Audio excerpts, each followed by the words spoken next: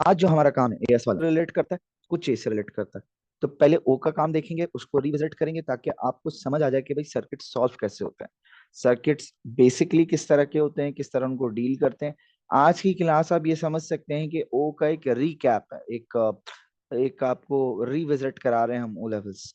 जो असल मुश्किल चीज है वो इंशाल्लाह कल होगी, कल की क्लास जो होगी उसमें हम आगे इसको यानी लेक्चर नंबर 3 जो है वो हम इसको आगे लेके जाएंगे और मुश्किल होगी।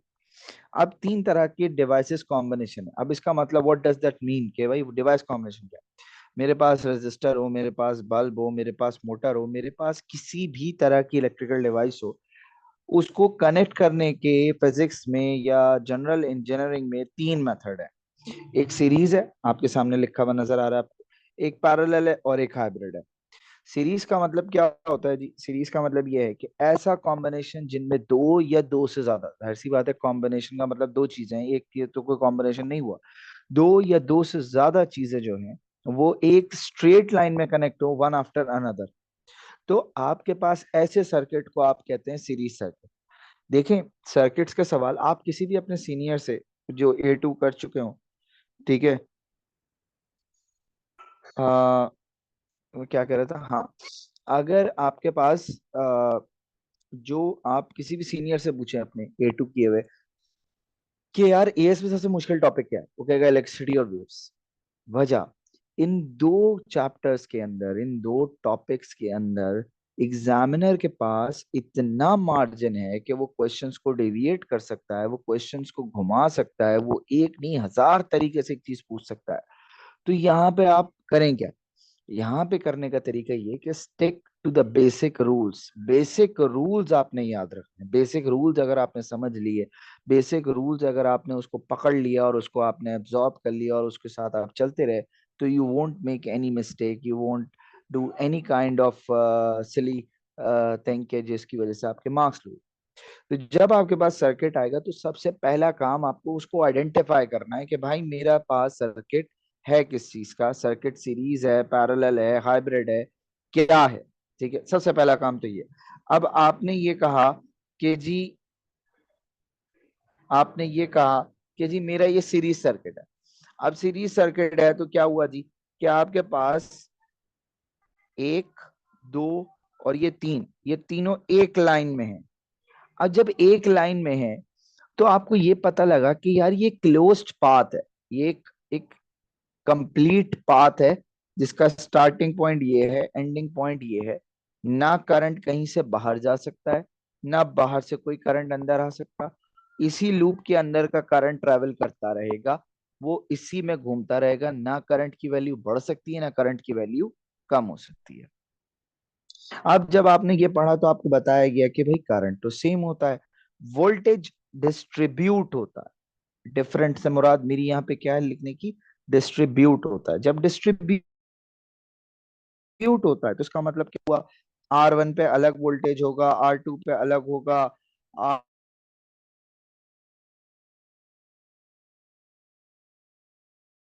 R3 पे अलग होगा। इस तरीके से अलग अलग की वैल्यू में आप चेंज एक्सेप्ट नहीं करेंगे, यानी होगा ही नहीं कि आप ये कहेंगे जी करंट की वैल्यू में आपके पास कोई चेंज आ रहा है। ठीक है, तो आपके पास क्या चीज चेंज हो रही है, आपके पास, आपको पता है कि आपके पास जो चीज चेंज होगी, जो डिस्ट्रीब्यूट होगी, that will be the voltage. Voltage distribute होगा। अब तो कोई फैक्टर होना चाहिए सिर्फ हाथ, किसी लॉजिकल ग्राउंड पर ये डिस्ट्रीब्यूशन होगी। तो the logical ground on which the voltages will be distributed is resistance. हर रेजिस्टर के अक्रॉस अलग अलग वोल्टेज डिस्ट्रीब्यूट हो। कुछ दिन बाद यानी कि शायद हम कल की क्लास में या परसों की क्लास में हम एक चीज पढ़ें विच इज नोन एज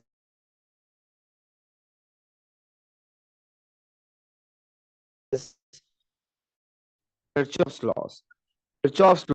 अब आपके पास क्या है, अगर स्क्रीन शेयर हो गई है, हो गई, तो अब आपके पास सोल्यूशन मेथोडोलॉजी क्या है? सोल्यूशन मेथोडोलॉजी है कि देखिए, सीरीज वो वाहिद सर्किट है जिसके अंदर रेजिस्टेंस ऐड होती है।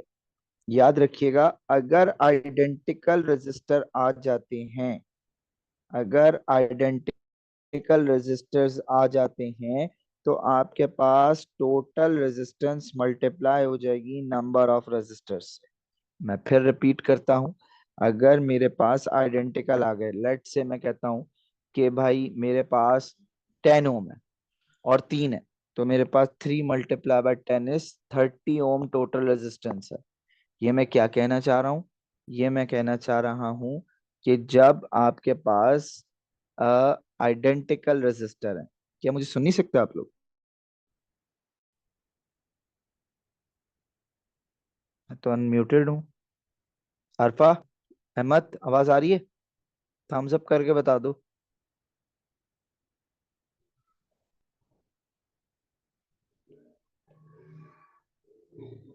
इजहान, तुम्हें एक काम कहा था मैंने।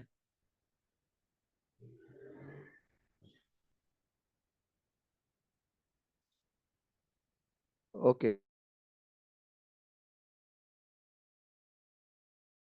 ओके, अच्छा जी। अगेन ये 4 रजिस्टर हैं, चारों की वैल्यू सेम है, तो आपने क्या करा? 3 × 10 ओम। अब वो 10 ओम क्या है? 10 ओम वो उस रजिस्टर की वैल्यू थी, ठीक है, और 3 क्या है? जितने रजिस्टर, तो आपके पास आंसर क्या आया जी? 13। अगर आपके पास अलग अलग रजिस्टर वैल्यू, यानी R1 अलग, R2 अलग, R3 अलग, तो आपने ये ऐड, अभी बेटा वो उस पर क्लिक करें ना, वाईफाई पे क्लिक करें, देन शायद आप सुन सके मुझे।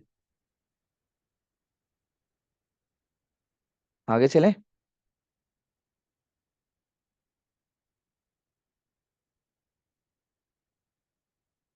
आगे चलें? ओके। जब आपने टोटल रेजिस्टेंस निकाल ली, then the second step is to find the total current. Total current is कि इस पूरे सर्किट के अंदर करंट कितना है, कितना ट्रेवल कर रहा है। वो 0.1 एम्पेयर है या 100 एम्पेयर है या 1000 एम्पेयर है, वैल्यू है क्या? तो आपके पास जो टोटल करंट है वो यहां से निकलेगा कि आप इनपुट वोल्टेज को डिवाइड करेंगे टोटल रेजिस्टेंस से, तो आपके पास क्या आएगा इस सर्किट का current? IT is equals to V by RT. This is the equation you will use to find the total current. अब यही करंट आपके पास I1 है, यही आपके पास I2 है और यही आपके पास I3 है। Why? Because there is a closed loop. The closed loop के अंदर the current will remain same. ये लिखा हुआ है जी। फिर आते हैं, क्या चीज डिस्ट्रीब्यूट हुई? वोल्टेज। अब जरा इसको समझें कि ये डिस्ट्रीब्यूशन क्यों हुई। देखें, मैं सुबह से क्लासेस ले रहा हूँ, मल्टीपल जगहों पे क्लासेस। अब सुबह जो नाश्ता किया था वो एक एनर्जी थी, 100 जूल्स। अब उसमें से कुछ एनर्जी मैं डिस्ट्रीब्यूट करता चला जा रहा हूँ थ्रू आउट, जहां जहां मैं क्लास ले रहा हूँ। दोपहर तक खत्म हो गई, दोपहर में आके आपने फिर खाना खाया, फिर दोबारा एनर्जी आ गई, फिर इवनिंग क्लासेस के लिए निकल पड़े। अभी मेरी एनर्जी बिल्कुल खत्म है। कैसे खत्म है? क्योंकि मैं 4 क्लासेस लेके आ रहा हूँ। वो 4 क्लासेस का मतलब क्या हुआ? R1, R2, R3, R4। मेरी जो इनपुट एनर्जी थी वो इन चारों में डिस्ट्रीब्यूट हो गई। तो यानी कि जो ये वोल्टेज था वो इस करंट को यहां से पास करने में कुछ यूज हुआ, कुछ यहां से पास करने में यूज हुआ और कुछ यहां से पास करने में यूज हो गया। तो इसका मतलब क्या हुआ कि जब आप इनपुट वोल्टेज की बात करते हैं, तो what you are trying to say is कि इसमें से कुछ पोर्शन यहां खत्म होगा, कुछ यहाँ खत्म होगा और कुछ यहाँ यूटिलाइज हो। इन तीनों को ऐड करोगे तो यही वोल्टेज बन जाएगा। यानी इनपुट वोल्टेज 3 हिस्सों में डिवाइड हो गया। क्यों? Because you have to keep the current at a constant level. तुम करंट चेंज नहीं कर सकते थे। क्यों चेंज नहीं कर सकते थे? क्योंकि ये क्लोज्ड पाथ था। ठीक है, जब ये क्लोज्ड पाथ था तो आपके पास करंट सेम रहेगा, वोल्टेज अलग अलग होगा। क्या ये बात समझ में आती है?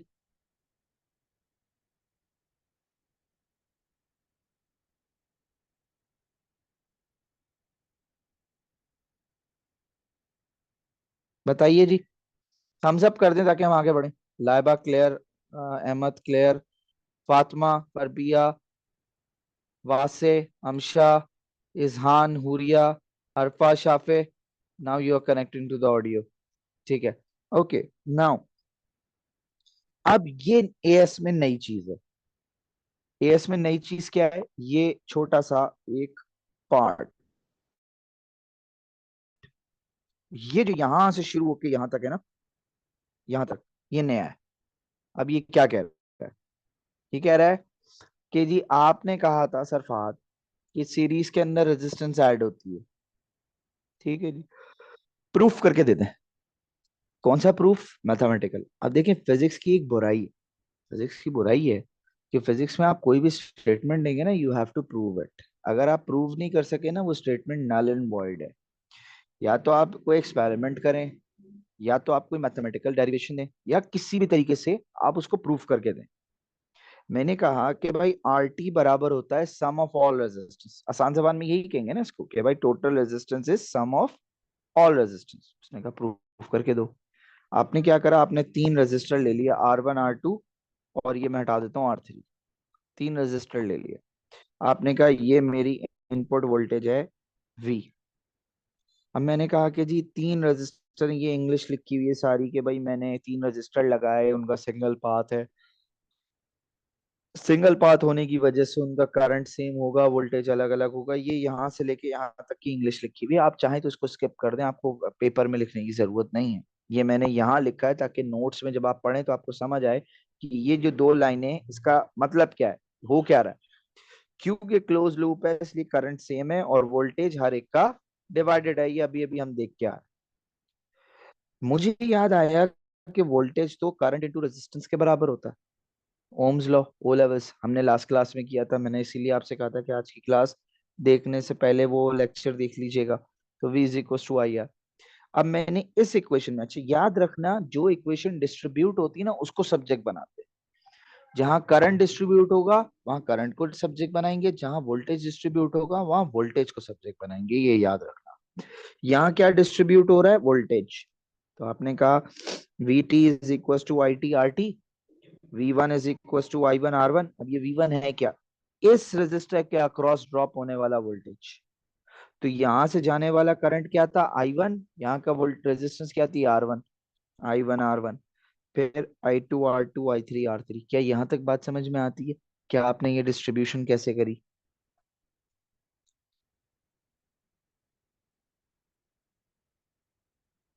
बताइए।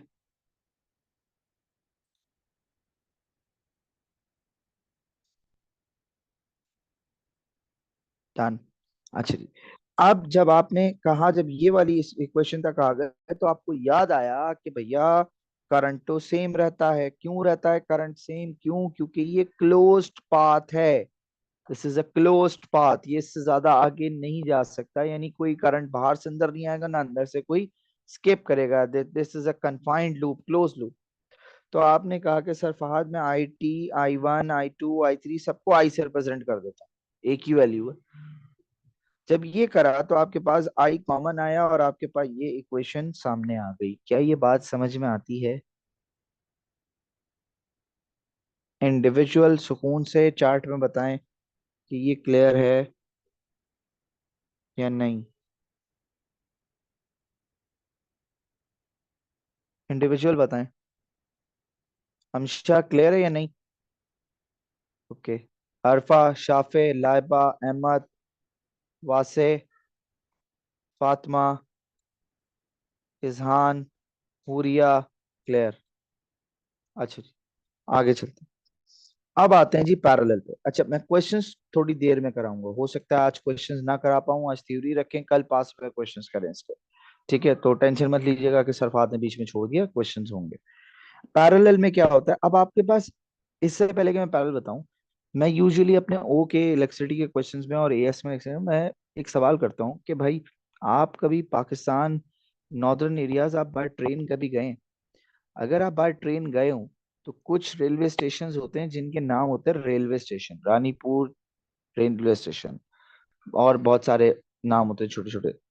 लेकिन कुछ रेलवे स्टेशन होते हैं जहां पर लिखा होता है junction, Karachi junction, Rohri junction, Multan junction, Lahore junction, Pindi junction. इन दोनों में फर्क क्या है?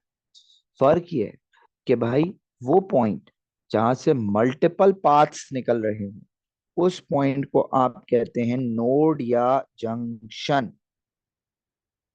वो पॉइंट जहां से मल्टीपल पाथ्स कंटिन्यू, इनवर्ड्स भी हो सकता है आउटवर्ड भी हो सकता है, दोनों चीज हो सकती है, उसको कहा जाता है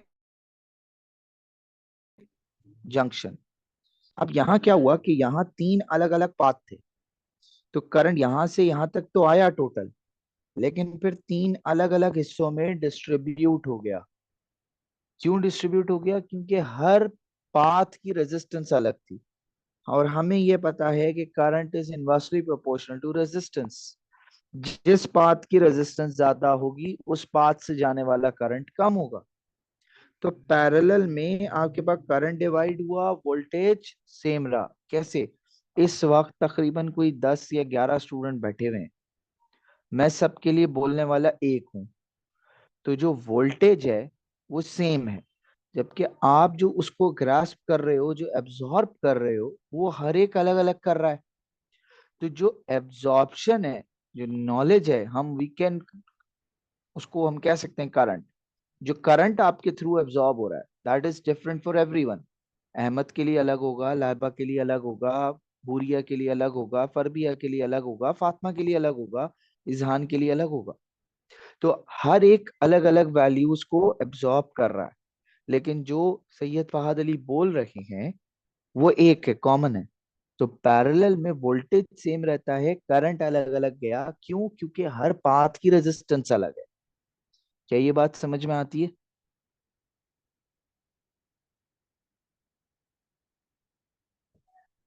बताइए, इंडिविजुअल थम्स अप कर दें, पता लग जाता है यार।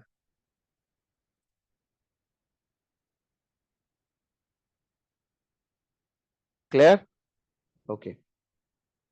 अब आपने कहा कि जी अगर आपके पास दो से ज्यादा रजिस्टर है, तो ये फॉर्मूला जी, एलसीएम वाला, 1/RT is equal to 1/R1 plus 1/R2 plus 1/R3। तो अब आपने क्या करा? जब आप ये करेंगे तो फाइनल आंसर आएगा 1/RT। हमारा बच्चा बहुत बड़ा ब्लंडर करता है, वो वहीं पे डेसिमल में कन्वर्ट करेगा, आंसर लिख के चला जाएगा। ये गलती है। ये रेसिप्रोकेट करना नहीं भूलिएगा, रेसिप्रोकेट करना नहीं भूलना, क्योंकि आपसे आरटी मांगा जाता है, 1/RT नहीं। तो आपने क्या करा? जब आपने आरटी निकाल लिया बाय रेसिप्रोकेटिंग द इक्वेशन, आपने फिर करंट निकाला V/RT से। अब आपको ये पता है कि भाई वोल्टेज तो कॉमन है तीनों में, तो आपके पास क्या हुआ? I1 कितना हुआ? V/R1। I2 कितना हुआ? V/R2। I3 कितना हुआ? V/R3। क्या यहाँ तक सबको समझ आता है? इंडिविजुअल बताएं, इंडिविजुअल बताइएगा। लाइबा, हुरिया, फातिमा का भी आ गया, अमशा का भी आ गया, इजहान का भी आ गया, ठीक है। अच्छा, अब यहाँ पर एक बात और, सपोजिटली अज्यूम करते हैं कि जी मेरे पास एक, दो, तीन, चार रजिस्टर हैं, चारों की रेजिस्टेंस 20 है। वहां क्या किया था? मल्टीप्लाई किया था। यहाँ क्या करोगे? यहाँ डिवाइड कर दोगे।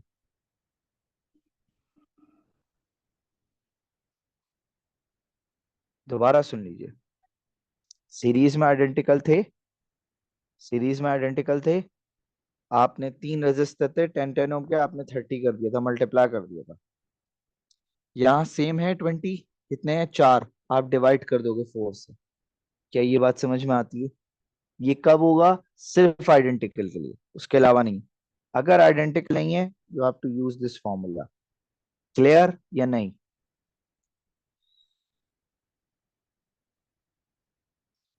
जी अहमद।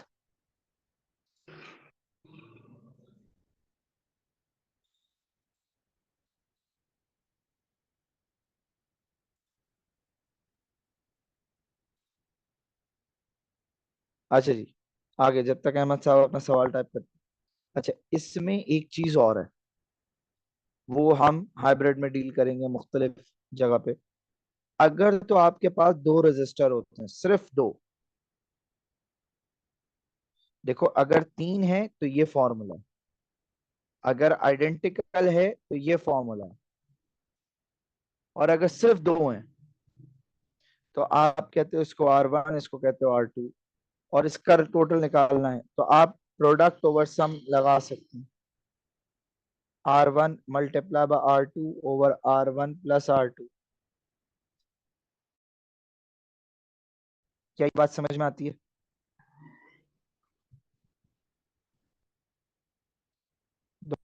तो बात सुन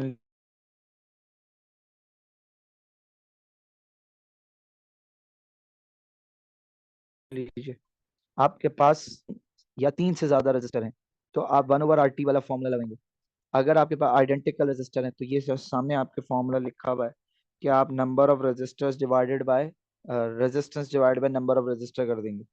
लेकिन अगर सिर्फ दो रजिस्टर होते हैं तो आप प्रोडक्ट ओवर सम वाला फॉर्मूला लगाएंगे। क्या ये बात समझ में आती है? Is this clear? इंडिविजुअल बताइएगा। जुलेखा और आयान तो अभी आए।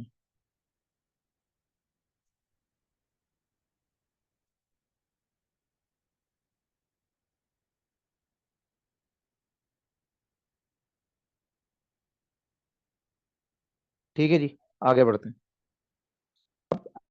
आते हैं हाइब्रिड कॉम्बिनेशन पे। हाइब्रिड कॉम्बिनेशन मैंने मुख्तलिफ क्लासेस में करवाया हुआ है। हाइब्रिड कॉम्बिनेशन किस तरीके से सॉल्व होता है ये हम अभी क्वेश्चन बेस्ड करेंगे, क्योंकि वो थ्योरी इतनी है नहीं उसमें। यहाँ पर आपके पास तीनों तरह के सर्किट्स खत्म। Series, parallel, hybrid. हाइब्रिड में क्वेश्चन से कराऊंगा, परेशानी होगा, सरफाद ने घुमा दिया। घुमाना माना नहीं है, हम अभी क्वेश्चन करेंगे। ठीक है जी। अब आते हैं जी इलेक्ट्रिकल पावर और एनर्जी पे। इलेक्ट्रिकल और पावर और एनर्जी की ये सामने आपके कुछ फॉर्मूले लिखे हुए हैं। ये वो फॉर्मूले हैं जो आपने ओ में पढ़े हैं, ओ में आते हैं आपको। कोई नई चीज नहीं है, सिर्फ एक दोबारा से की पॉइंटर बता रहा हूँ कि भाई जब भी एनर्जी निकालनी हो तो जो टाइम होगा वो हमेशा सेकंड्स में होगा, सेकंड्स के अलावा किसी में नहीं हो सकता। क्या यहाँ तक बात समझ में आती है?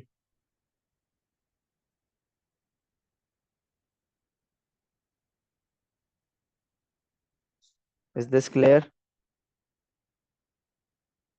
यस और नो?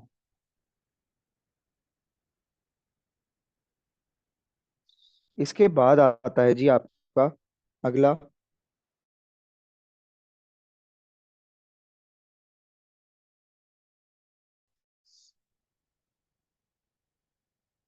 किरचॉफ हो गया, ये हो गया।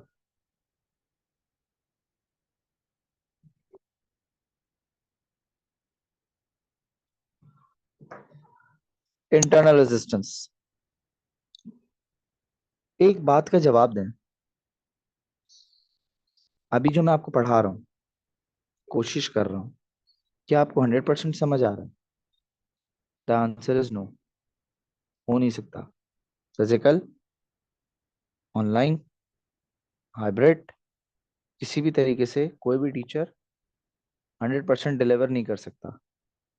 रीजन बिहाइंड दैट, अल्लाह पाक ने मुझे या किसी भी शख्स को परफेक्ट बनाया ही नहीं। हर उसमें एरर मौजूद है, हर उसमें आपके पास एरर है। अब आपके पास किसी भी सूरत में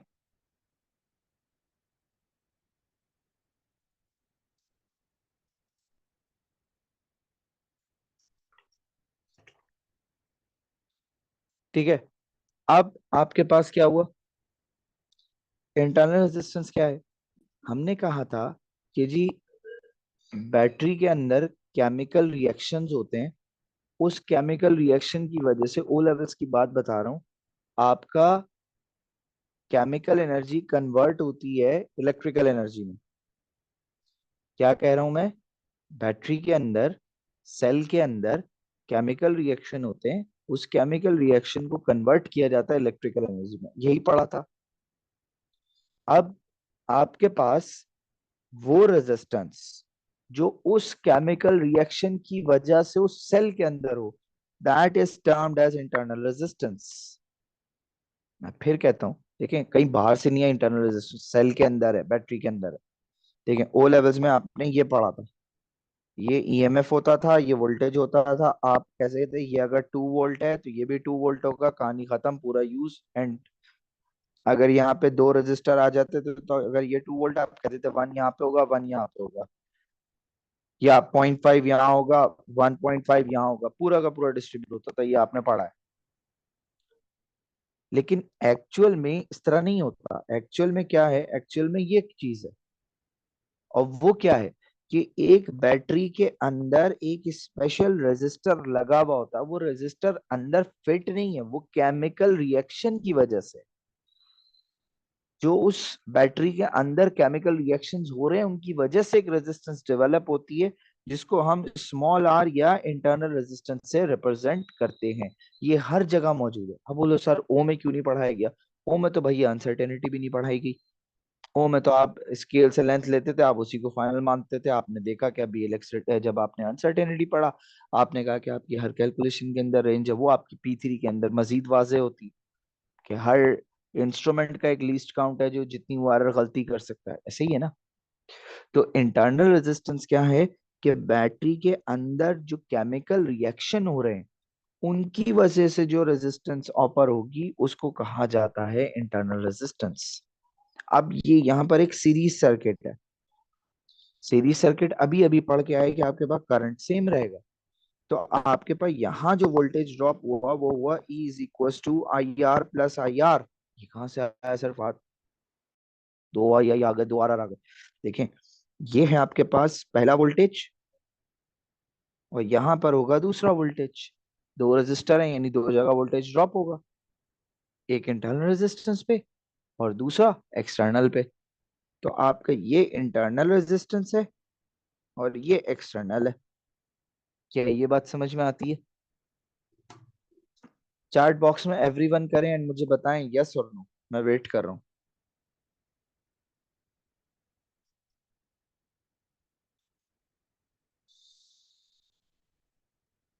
अहमद के अलावा किसी को समझ नहीं आई? परबिया को नहीं आई, ठीक है। और कौन है? फातिमा, हुरिया, लाइबा। परबिया, इश्मल को मैसेज करो, उसने क्यों नहीं क्लास ज्वाइन की है? ठीक है, इधर देखें जी। आपके पास आपने कहा था कि सीरीज में करंट सेम रहता है, दैट इज आई। अब यहाँ एक रेजिस्टर है, एक रेजिस्टर यहाँ, तो भाई दो जगह वोल्टेज ड्रॉप होगा ना, सिंपल लॉजिक। तो यहाँ के वोल्टेज को मैंने कहा V1, यहाँ के वोल्टेज को मैंने कहा V2। अब मैं कहता हूँ V internal plus V external. अब यहाँ करंट सेम रहेगा तो करंट दोनों जगह आई आया। इंटरनल रेजिस्टेंस को रिप्रेजेंट किया जाता है स्मॉल आर से, तो आपने यहाँ लिख दिया। एक्सटर्नल रेजिस्टेंस को रिप्रेजेंट किया जाता है कैपिटल आर से, तो वो ये लिख दिया। तो आपके पास ये इक्वेशन बन गई। अब ये दो इक्वेशन आपको यूज करनी है, ये लिखी भी नहीं आती है, आपको याद रखना है, और इंटरनल रेजिस्टेंस का सवाल होता है। एक सवाल है 2017 या 18 है, मैं भूल गया, मुझे करेडो कॉलेज के फराज ने और अयान अस्करी साहब ने भेजा था। उसमें उसने ग्राफ दिया था, उसने सर्किट नहीं दिया। उसने आपको ग्राफ दिया और उसने कहा इंटरनल रेजिस्टेंस निकाल के दो। सवाल टेढ़ा था, मैं भूल रहा हूँ, मुझे काफी दिन पुरानी बात है। उसने आपको ग्राफ दिया और उसने ग्राफ से कहा, अब हम ग्राफ पहले करके आए हैं, वोल्टेज करंट ग्राफ, तो अब उसके लिए आपको प्रीवियस लेक्चर देखना पड़ेगा। आप आपके पास उसने ग्राफ दिया और उसने आपसे कहा कि भाई मुझे इंटरनल रेजिस्टेंस निकाल के दो।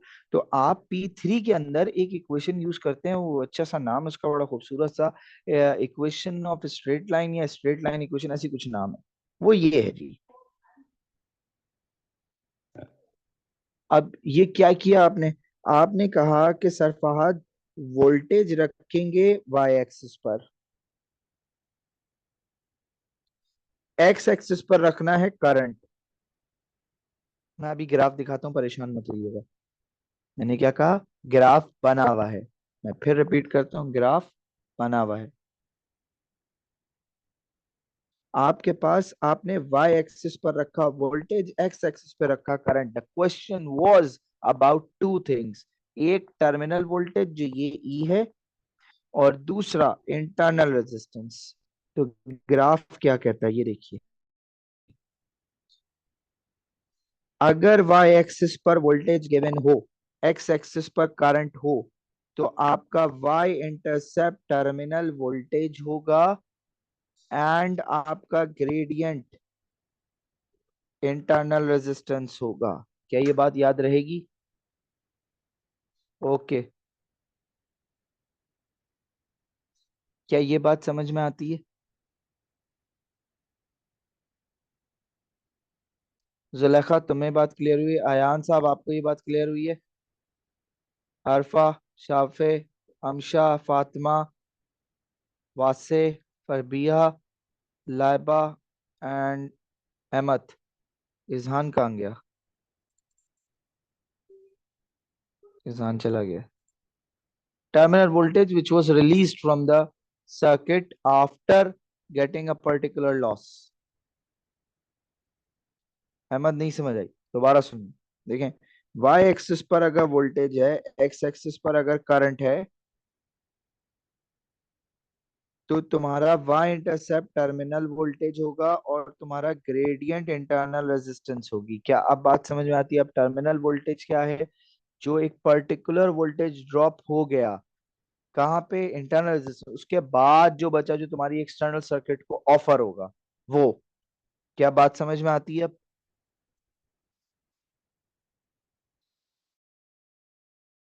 यहाँ तक क्लियर है?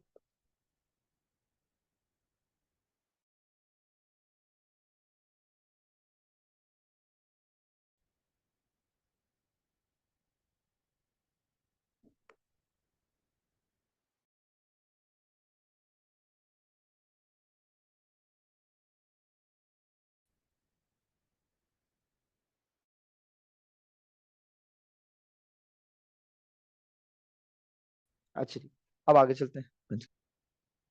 क्वेश्चंस मैं कराऊंगा, परेशान मत होइएगा कि जी सरफात इसके क्वेश्चंस नहीं हो रहे, मैं कराऊंगा। ठीक है। इसके बाद दो चीजें हैं जो किरचॉफ से पहले हमने करनी है। वो है जी, एक तो ये हो गया,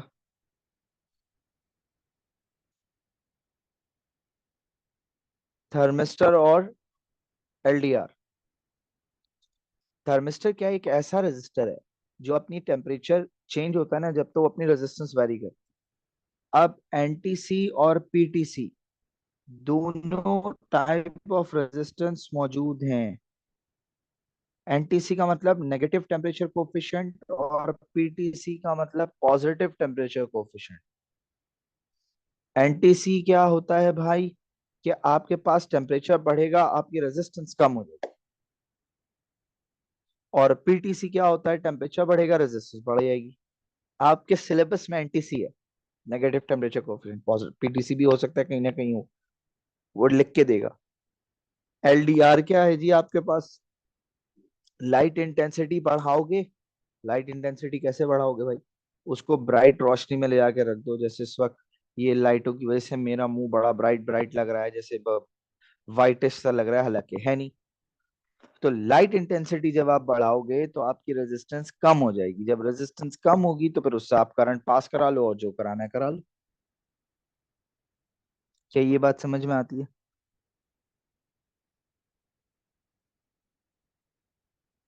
इंडिविजुअल चैट बॉक्स में बताइएगा, मैं देख रहा हूँ यहाँ पे लैपटॉप पे।